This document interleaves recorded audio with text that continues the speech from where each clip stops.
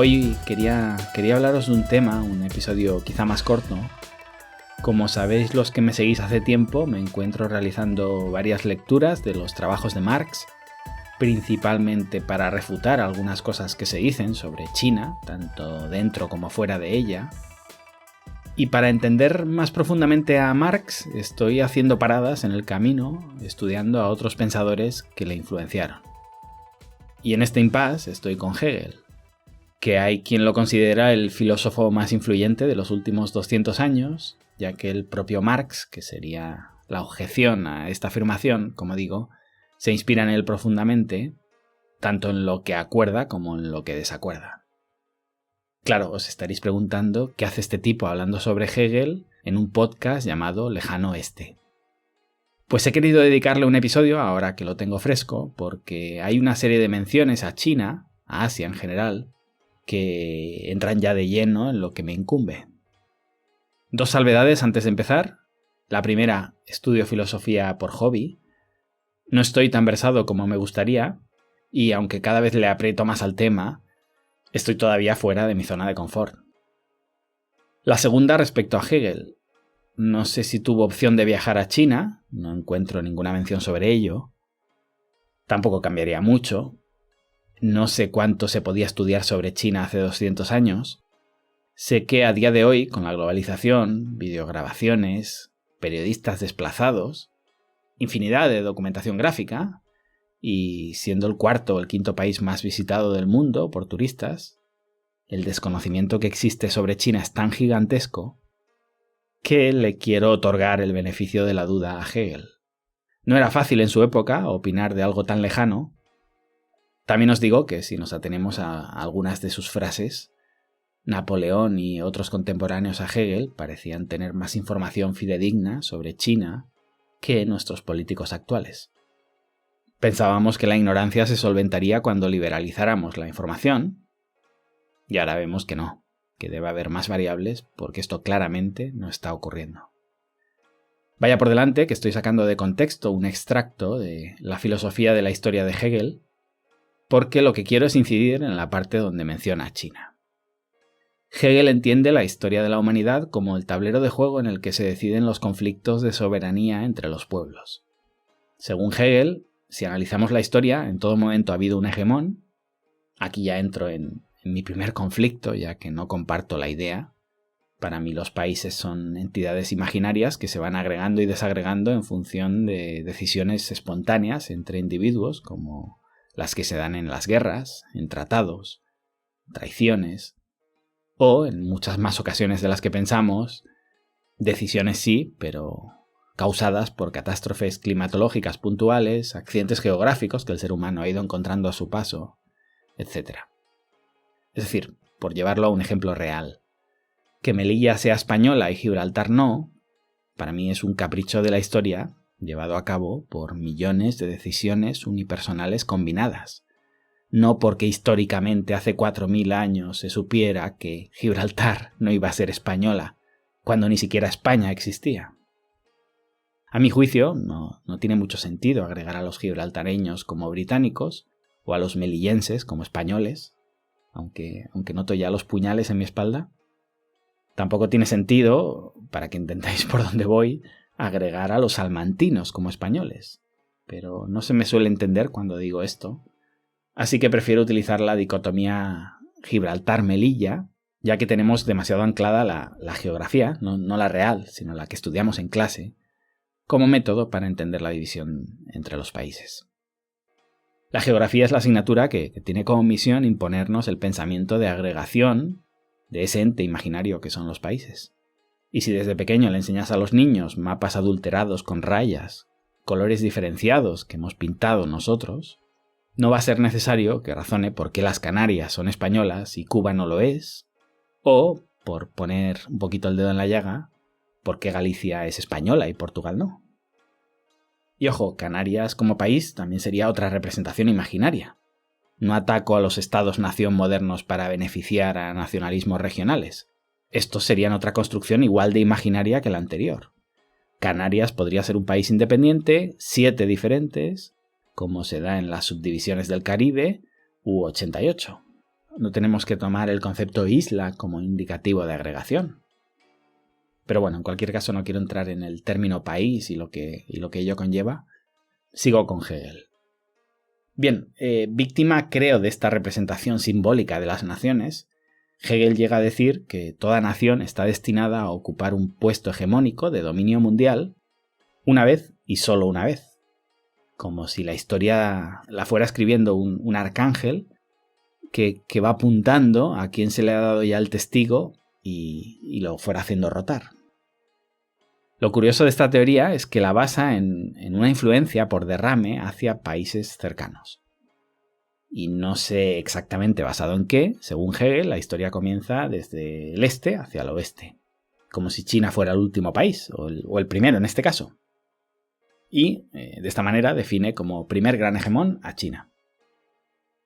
Bueno, en realidad sí sé por qué. Hegel se basa en supuestas leyendas chinas que hablan de hechos ocurridos 3000 años antes de Cristo, cuando las primeras pruebas de la historia de los asirios datan del 2221 antes de Cristo y las primeras pruebas de la civilización egipcia el 2207. Fijaos cómo en estas dos civilizaciones se puntualiza a un nivel impresionante para la época. 2221 años antes de Cristo, 2207, cuando en el caso de China se habla de 3000, redondeando. Bien, cualquiera que haya estudiado la historia de China sabe que esto no es así, aunque desde China se ha quedado para siempre la idea de los 5000 años de historia, y por tanto, por una resta muy simple, aquí hay 3000 que hay que encajarlos como sea antes de Cristo. Como decía, en cualquier caso vamos a ser permisivos con alguien que hacía estos cálculos hace 2 siglos con información mucho más limitada que la actual.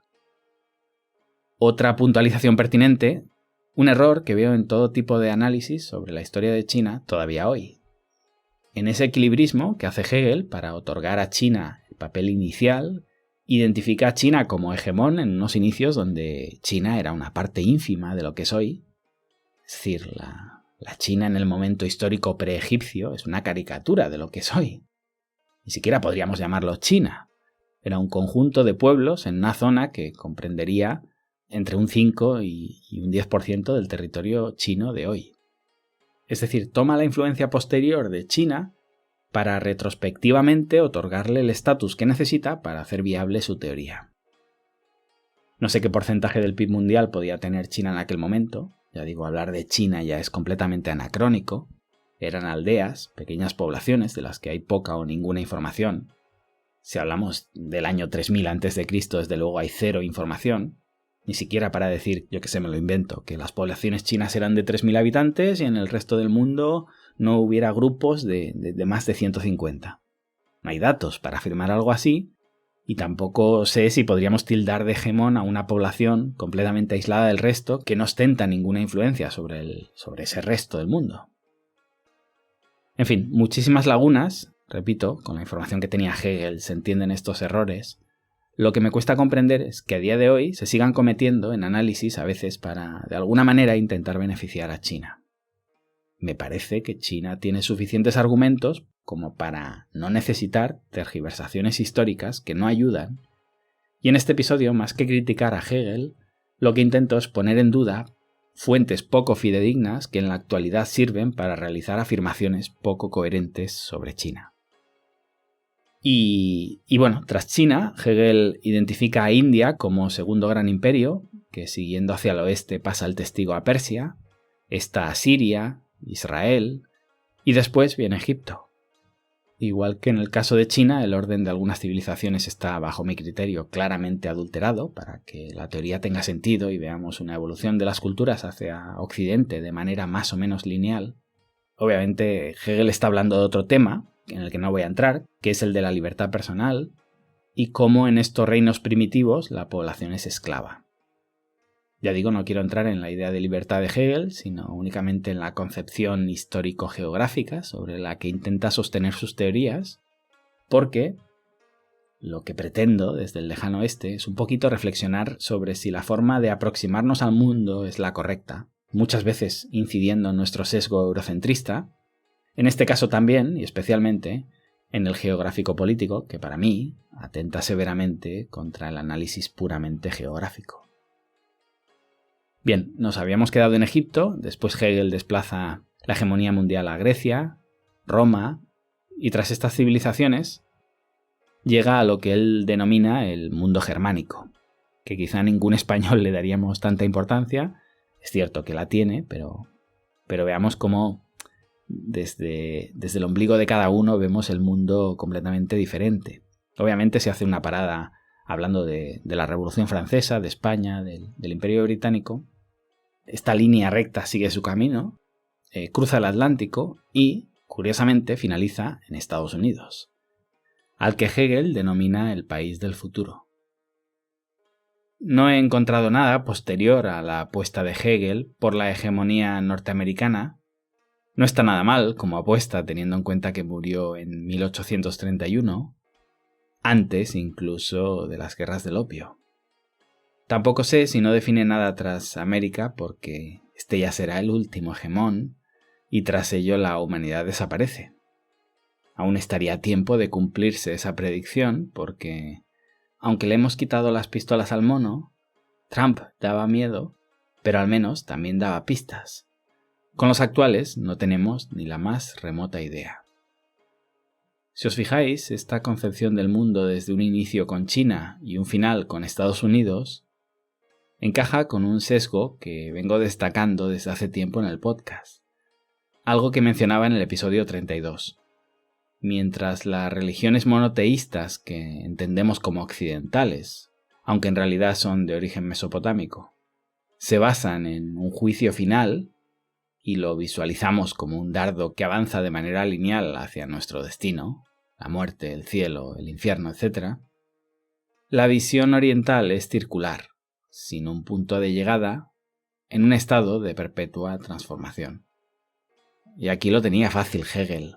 Solo tenía que seguir aplicando el movimiento de rotación de la Tierra, que viene después de Estados Unidos. Fijaos que lo que menciono, esta rotación de la Tierra, tiene más que ver con la concepción oriental, circular, perpetua, que en una flecha. Ese dardo que comentaba que sí o sí tiene que impactar en un destino prefijado. Quien sí estuvo hábil fue Marx, que no mucho después sí completó la idea hegeliana, discrepando de Estados Unidos como país del futuro. Por el contrario, lo veía como algo decadente que sería sustituido, si seguimos nuestro recorrido, por China y Rusia. Y no he encontrado la frase exacta, pero bueno, a posteriori sí podemos darle un mini punto a Marx, porque si obviamos a Japón, Hegel obvia a medio mundo para que le salgan las cuentas, así que vamos a darle también esta oportunidad a Marx. Si obviamos Japón, pues llegamos a China, la Unión Soviética, Vietnam, la Corea que nos interese para que todo tenga sentido. En fin, Hegel acertó si le damos por válida su selección de países, aunque se quedó corto, no siguió haciendo rotar el globo. Marx casi acierta, pero el comunismo no consiguió desalojar a Estados Unidos como hegemón mundial. Y al final, lo que sí es posible es que China lo haga, si es que no lo ha hecho ya, pero muy lejos ya de las ideas marxistas y quizá basados en ese concepto de mundo circular en perpetua transformación, lista para pasarle el testigo a India cuando le llegue el momento. Otra forma interesante de ver esta rotación hegeliana podría ser hacerlo sin poner el foco en la Tierra, sino en los mares, en aquella bonita frase que decía: 1 milenio para el Mediterráneo, 1 milenio para el Atlántico y 1 milenio para el Pacífico. Veremos cuándo le toca al Índico y qué es lo que viene después.